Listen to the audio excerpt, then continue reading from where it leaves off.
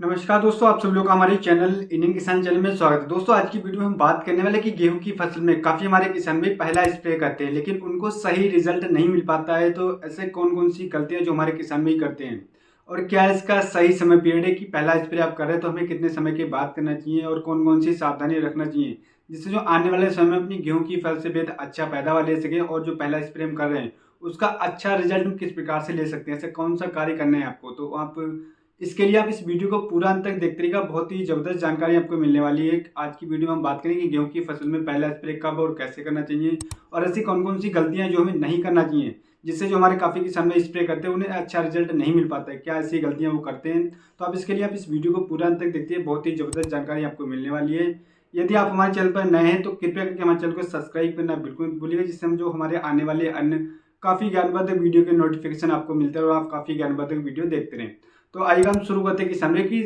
ऐसी कौन कौन सी गलतियां जो हमारे किसान भाई पहला स्प्रे करते समय करते हैं जो हमें नहीं करना चाहिए, जिस वजह से हमारा जो रिजल्ट होता है वो 50% ही मिल पाता है और हमारा खर्चा भी होता है और हमारी मेहनत भी होती है लेकिन हमें रिजल्ट अच्छा नहीं मिल पाता। तो ऐसी कौन कौन सी गलतियां हैं जो हमारे किसान भाई करते हैं, तो पहले हम उस पर बात करते हैं। फिर हम बात करें कि हमें कौन सा सही समय पर स्प्रे करना चाहिए और कौन सी डोज लेना चाहिए और कौन से टेक्निकल का प्रयोग करना चाहिए जिससे हम आने वाले समय में अपनी गेहूं की फसल से अधिक टिलरिंग और अधिक फुटाव और हमारे गेहूं की फसल एकदम हरी भरी और बढ़वार एक समान हो और उसकी टिलरिंग हो वो जबरदस्त किस प्रकार से हो। तो आइए हम शुरू करते हैं किसान भाइयों। तो सबसे पहले मैं बताना चाहूँगा कि काफ़ी हमारे किसान भी गलती करते हैं कि पहला स्प्रे करने से पहले वो या तो खादों का प्रयोग सही तरीके से नहीं करते, यानी कि सही मात्रा में खादों का प्रयोग ना करना, क्योंकि जिस खाद की आवश्यकता होती है हमारी गेहूं की फसल में जो हमारे किसान भाई प्रयोग करते हैं लेकिन कुछ हमारे किसान भाई गलती करते हैं, वो उसकी सही मात्रा नहीं देते और उसके बाद में पहला स्प्रे का प्रयोग कर देते हैं जिससे उन्हें अच्छा रिजल्ट नहीं मिलता है। क्योंकि किसान भाई ये होता है जैसे कि अगर हम पहली खाद अच्छी तरीके से देंगे तभी अगर हम पहला स्प्रे का प्रयोग करेंगे तब हमें अच्छा रिजल्ट देखने को मिलेगा। भाई आप खाद कम कर दोगे, स्प्रे आप चाहे 2 कर दो, फिर भी आपको रिजल्ट देखने को नहीं मिलेगा। तो आपको पहली खाद में ऐसी कौन सी खाद का प्रयोग करना चाहिए, जैसे कि मैं आपको बताना चाहूँ कि आपको जब आप पहली सिंचाई कर रहे हैं, पहली सिंचाई करने के बाद में आपको पहली खाद बहुत ही ध्यानपूर्वक करना है, क्योंकि पहली खाद बहुत ही ज़्यादा इंपॉर्टेंट होती है हमारी गेहूं की फसल के लिए, क्योंकि उस टाइम पर हमारी रूट्स का विकास हो रहा होता है, जड़ों का विकास हो रहा होता है और हमारी वेजिटेटिव ग्रोथ पर फसल होती है। तो आप पहली सिंचाई करने के बाद में आप जो खाद का प्रयोग कर रहे हैं, आप 40 किलोग्राम कम से कम यूरिया लीजिएगा। अगर आपने डीएपी के साथ बुआई करी थी और या फिर आपने पोटास का प्रयोग नहीं करा था तो आपको कम से कम 25 से 30 किलोग्राम पोटास लेना है। और आपने बुआई करते समय जिंक का प्रयोग नहीं करा तो आपको जिंक लेना है 5 किलोग्राम 33% वाली। इन तीनों खादों का प्रयोग कर देना पहली सिंचाई के बाद। काफ़ी हमारे किसान यहाँ पर गलती करते हैं कि वो सही डोज का प्रयोग नहीं करते हैं जिस वजह से उन्हें अच्छा रिजल्ट देखने को नहीं मिल पाता है। तो आप इस डोज का प्रयोग करिएगा और प्रयोग करने के बाद किसान भाइयों काफ़ी हमारे किसान यहाँ पे गलती करते हैं, जैसे उन्होंने खाद का प्रयोग 2 से 3 दिन बाद पहला स्प्रे करने लग जाते हैं। तो किसान भाई आपको ऐसी गलती बिल्कुल भी नहीं करना है। आपने पहले खाद दी है उसमें थोड़ा टाइम लगने दीजिए, कम से कम 1 वीक या फिर 10 दिन के बाद आपको पहला स्प्रे का प्रयोग करना है। अब बात करते हैं पहला स्प्रे का क्या महत्व होता है हमारी गेहूं की फसल में। जैसे कि मैं आपको बताना चाहूँगा किसान भाई की जो हमारी वेजिटेटिव ग्रोथ हो रही होती है और उसमें एक बूस्ट की आवश्यकता होती है। जैसे कि जो हम एनर्जी ड्रिंक लेते हैं, खाना खाने के बाद कोई भी हमें जैसे एनर्जी ड्रिंक लेते हैं तो हमें एक बूस्ट मिलता है, तो वैसे ही हमारा जो पहले स्प्रे होता है उसका बूस्टिंग के लिए हमें एक स्प्रे करना चाहिए जिससे हमारी जो गेहूं की फसल होगी उसमें अगर कोई भी खाद की डिफिशियंसी उसकी पूर्ति होगी और हमारी टिलरिंग अच्छी तरीके से होगी, हमारा गेहूँ एकदम हरा भरा दिखाई देगा और उसमें क्लोरोफिल की मात्रा बढ़ेगी, वेजिटेटिव ग्रोथ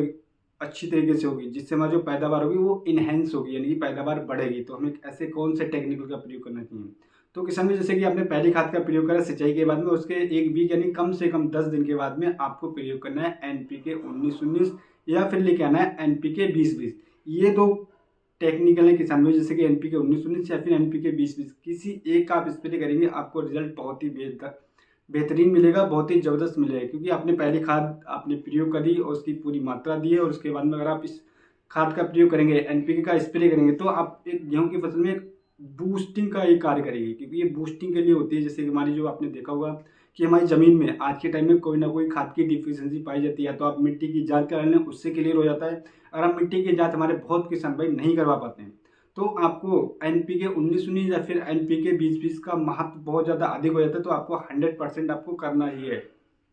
अगर आप अपनी गेहूं की फसल से बेहद अच्छा पैदावार लेना चाहते हैं पिछले साल के मुकाबले। क्योंकि पिछले साल आपने जो गलतियां करी थी उन गलतियों को इस साल बिल्कुल नहीं दोहराना है, आपको नए तरीके से कार्य करना है। तो आपको पहली खाद उसके बाद में आपको 1 से 1.5 किलोग्राम NPK 19-19 या फिर NPK 20-20 का लेके आना है और 150 लीटर पानी में आपको घोल तैयार करना है और उसका स्प्रे कर देना है। ध्यान रखना किसान भाइयों, जहाँ पे इसका स्प्रे कर रहे हो तो उस टाइम पर मौसम खुला हुआ होना चाहिए, कम से कम 4 घंटे का खुला हुआ होना चाहिए, तभी आप करेंगे। क्योंकि ऐसा होता है काफ़ी किसान भाई जैसे बारिश हो रही होती है उस टाइम पर स्प्रे कर देते हो तो स्प्रे एकदम ज़मीन में पहुँच जाता है। लेकिन अगर आप 4 घंटे आपका मौसम खुला होगा उस समय पर आप इसका स्प्रे करें तब आपको बेहद अच्छा रिजल्ट देखने को मिलेगा। उससे ये होगा कि आपकी टेलरिंग अच्छी होगी, वेजिटेटिव ग्रोथ अच्छी होगी, आपके जो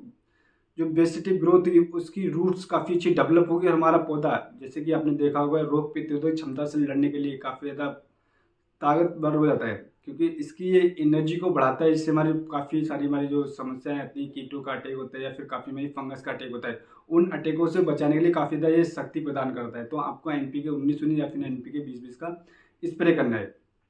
तो इस तरीके से अगर आप स्प्रे करेंगे अपनी गेहूं की फसल में NPK 19-19 का, तब आप 100% इसका रिजल्ट ले पाएंगे। क्योंकि काफ़ी हमारे किसान भाइयों का कमेंट था, फ़ोन भी आए थे, तो इसलिए मैं इस वीडियो को बना रहा हूँ। एक मैं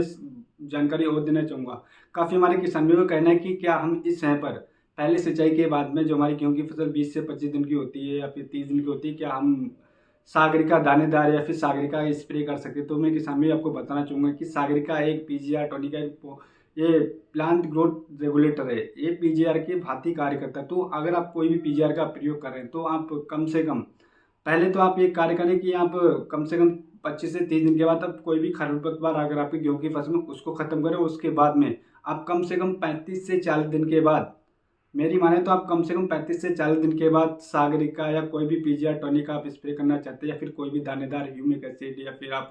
सागरिका दानेदार देना चाह रहे हैं, तो आप कम से कम 35 दिन के बाद ही प्रयोग करें, तब आप बेहद अच्छा रिजल्ट ले पाएंगे। क्योंकि काफ़ी हमारे किसान यहाँ पर गलती करते हैं तो उनका पैसा बर्बाद होता है, मेहनत बर्बाद होती है, उन्हें रिजल्ट अच्छी तरीके से नहीं मिल पाता है। तो आपको ऐसी गलती बिल्कुल नहीं करना। अगर आप सागरिका का प्रयोग करना चाहते हैं तो आप 35 से 40 दिन के बाद करें, तब आपको बेहद अच्छा रिजल्ट देखने को मिलेगा। दूसरी चीज़ मैं और बताना चाहूँगा किसान भाइयों की हमारे चैनल पर वीडियो पोस्ट हुई कि DAP का सही प्रयोग हमें किस प्रकार से करना चाहिए, क्या इसकी सही डोज है, तो वीडियो हमारे चैनल पर पोस्ट हुई है। वीडियो और पोस्ट हुई कि गेहूं की फसल में पहले सिंचाई करने जा रहे हैं, तो आपको ऐसी कौन कौन सी खादों का प्रयोग करना है जिससे हम आने वाले समय में उनसे बेहद अच्छा रिजल्ट ले सके। और अगर आप सरसों की खेती कर रहे हैं तो सरसों की पहली सिंचाई में हमें कौन कौन सी सावधानी रखना चाहिए, कौन कौन सी खादों का प्रयोग करना चाहिए, इसके लिए हमारे चैनल पर हमारी तीनों वीडियो पोस्ट हो चुकी है। तो लिंक आपको डिस्क्रिप्शन में मिल जाएगा, तो आप इन तीनों वीडियो को देख सकते हो, बहुत ही जबरदस्त जानकारी ले सकते हो। तो उम्मीद करता हूँ दोस्तों मैं आपको एक सही और एक सटीक जानकारी दे पाया। हमारी वीडियो आपको पसंद आई हो तो हमारे चैनल को सब्सक्राइब करना बिल्कुल भूलिए। यदि आपका कोई भी सवाल है, कोई भी आपका डाउट है या कोई भी आप